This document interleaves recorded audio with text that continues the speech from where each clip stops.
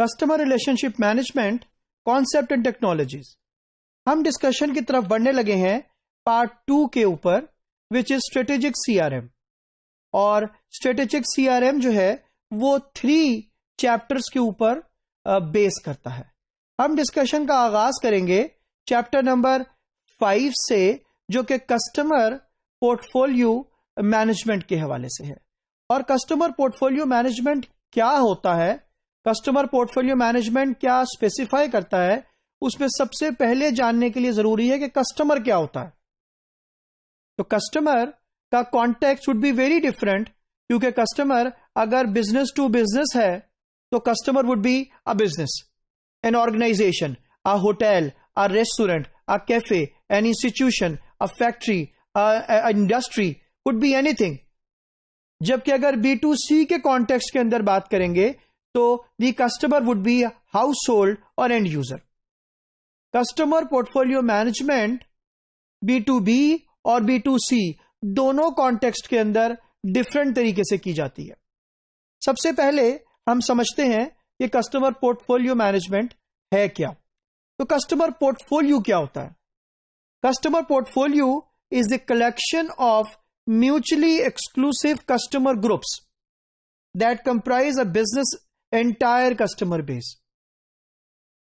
सो आप mutually exclusive customer groups बना देते हैं, दैट क्रिएट्स अ पोर्टफोलियो। क्योंकि कस्टमर किसी ना किसी तरीके से आप उनको किसी सेगमेंट में पार्क कर सकते हैं। तो यहां पर ये आपका पोर्टफोलियो क्रिएट करना ऑब्जेक्टिव ये होता है। फॉर एग्जांपल, आप तमाम ऑफिसेज का एक पोर्टफोलियो क्रिएट करते हैं, आप तमाम इंडस्ट्रीज का एक पोर्टफोलियो क्रिएट करते हैं। So customer portfolio could be कि जहां पर म्यूचुअली एक्सक्लूसिव ग्रुप्स बना दें और ऑब्जेक्टिव उसमें यह हो कि जिसमें आप पूरे एंटायर बिजनेस को जो कस्टमर बेस है उसको इनकॉर्पोरेट कर सकें।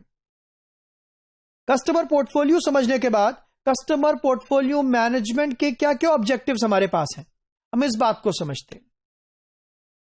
तो सबसे पहला ऑब्जेक्टिव जो हमारे पास है वो ये है कि कस्टमर पोर्टफोलियो मैनेजमेंट, जो कि CPM भी कहा जाता है, aims to optimise business performance.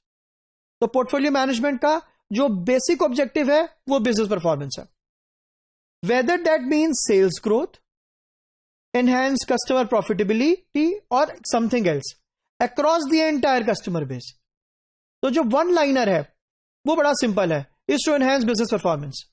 और वो business performance could be profitability और कुड बी रेवेन्यू, पूरे कस्टमर के डेटाबेस के ऊपर। तो CPM का जो पहला ऑब्जेक्टिव है वो हमने आइडेंटिफाई कर लिया। It does this by offering differentiated value propositions to different customer segment of the customer. तो हर कस्टमर सेगमेंट को एक डिफरेंशिएटेड वैल्यू, एक डिफरेंशिएटेड ऑफरिंग दी जाएगी जब डिफरेंट पोर्टफोलियोज बने होंगे।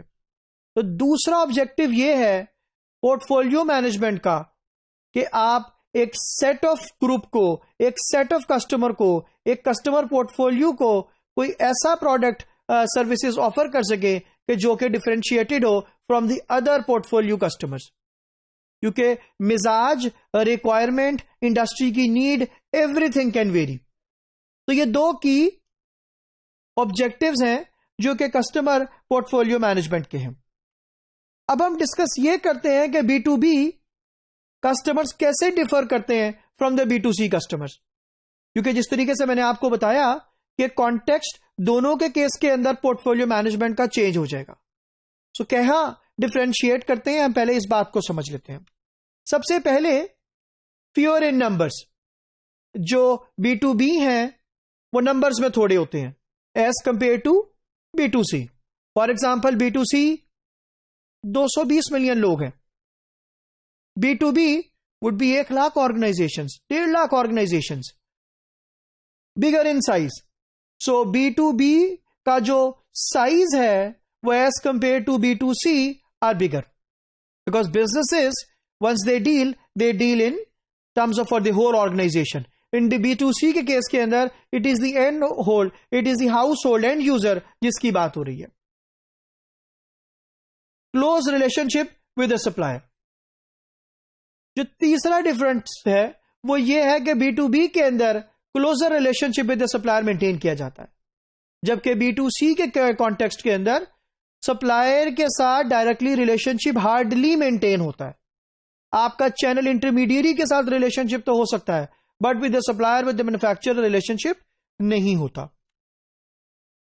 Then B2B derived demand. B2C के केस के अंदर what ever is available you by that, लेकिन बिजनेस की जो डिमांड है वो बड़ी इंपॉर्टेंट है for the other businesses. Professional buying कहा यह जाता है कि B2B के केस के अंदर it is the professionals who are dealing professionals as compare to professionals dealing with the end consumer. तो फॉर एग्जाम्पल, अगर कोई ऑर्गेनाइजेशन है जो कि होटल इंडस्ट्री से बिलोंग करती है, किसी रेस्टोरेंट इंडस्ट्री से बिलोंग करती है, तो उसके लिए उसका जो मील है वो बड़ा इंपॉर्टेंट है। तो आपके पास अगर एक्सपर्ट मौजूद होंगे, प्रोफेशनल्स लोग मौजूद होंगे, तो दे कैन एग्जैक्टली गाइड कि कौन सा प्रोडक्ट किसकी रिक्वायरमेंट है और कौन सा प्रोडक्ट किसकी रिक्वायरमेंट नहीं है। सो प्रोफेशनल बाइंग इन्वॉल्व है, डायरेक्ट परचेजेस इन्वॉल्व है। B2B के केस के अंदर it is directly you are buying from the organization, जबकि B2C के कॉन्टेक्स्ट में आप डिफरेंट इंटरमीडियरीज से भी अपने प्रोडक्ट एंड सर्विसेज को बाय कर रहे होते हैं। सो बेसिक डिसिप्लिन्स क्या है पोर्टफोलियो मैनेजमेंट के, CPM के बेसिक डिसिप्लिन्स क्या क्या है, अब हम इनको डिस्कस करते हैं। तो सबसे पहला डिसिप्लिन है वो मार्केट सेगमेंटेशन का है। सो CPM कस्टमर पोर्टफोलियो मैनेजमेंट के लिए मार्केट सेगमेंटेशन का होना बहुत जरूरी है। आपके पास एक सेट ऑफ पोर्टफोलियो कस्टमर्स हैं, अब उन कस्टमर्स को आप कैसे सेगमेंट में करेंगे, कैसे सब सेगमेंट करेंगे, ये बहुत इंपॉर्टेंट है। जितनी ज्यादा बेहतर तरीके से आप सेगमेंटेशन करने में कामयाब हो जाएंगे, जितने लेवल ऑफ सेगमेंटेशन करने में कामयाब हो जाएंगे, उतनी बेहतर पोर्टफोलियो मैनेजमेंट मुमकिन होगी। इसी तरीके से सेल्स फोरकास्टिंग, जब आपके पास प्रॉपर तरीके से पोर्टफोलियोज बने होंगे, आप सेल्स फोरकास्टिंग बहुत आसानी से कर सकेंगे, क्योंकि आपके पास डायरेक्ट रिक्वायरमेंट आ रही है परचेज की। आपको एग्जैक्टली बाइंग ट्रेंड पता है, आपको सीजनैलिटी के फैक्टर का आइडिया है उस बिजनेस के, आपको उस बिजनेस की इंप्लॉई स्ट्रेंथ का या कस्टमर स्ट्रेंथ का आइडिया है। So you can easily forecast. अगर आपके पास एक B2B एज ए कस्टमर है, तो पोर्टफोलियो मैनेजमेंट के थ्रू आप फोरकास्टिंग बहुत आसानी से कर सकते हैं सेल्स के हवाले से। एक्टिविटी बेस्ड कॉस्टिंग, क्योंकि आपके पास डिफरेंट पोर्टफोलियोज हैं कस्टमर के, सो हर पोर्टफोलियो के लिए you can do ABC, which is activity based costing. आपको अगर कोई एक सोल्यूशन किसी एक कस्टमर पोर्टफोलियो के लिए चाहिए, तो वो आप सबके लिए नहीं कर सकते। For example, may be the shopkeepers will not be needing some service, जबकि कोई होटल को वो सर्विसेज रिक्वायर्ड हो सकती हैं। इसी तरीके से कस्टमर लाइफ टाइम वैल्यू का एस्टिमेट भी बहुत सपोर्ट करता है अगर आपके पास प्रॉपर तरीके से पोर्टफोलियो बने हो। बिकॉज अगर आपको याद हो तो हम कस्टमर सेगमेंट्स की बात करते हैं, ये कस्टमर सेगमेंट की कैसे आप लाइफ टाइम वैल्यू कैलकुलेट कर सकते हैं। Is this particular portfolio is profitable, इसकी life time value is high, मुझे इसके ऊपर काम करना है, वो हम यहां पर डिस्कस करते हैं। Last part is the data mining. So data mining, depth into the data, getting more into the data will always help आपको अगर पोर्टफोलियो मैनेजमेंट प्रॉपर तरीके से होगी, बिकॉज देन उस पोर्टफोलियो की needs and wants and demands को आप analyse कर सकेंगे, उसके पैटर्न्स को आइडेंटिफाई कर सकेंगे, उसके बिहेवियर्स को अंडरस्टैंड कर सकेंगे, and then you will be able to make the right decisions for your customers और अल्टीमेटली कस्टमर सेटिस्फेक्शन की तरफ जा सकेंगे।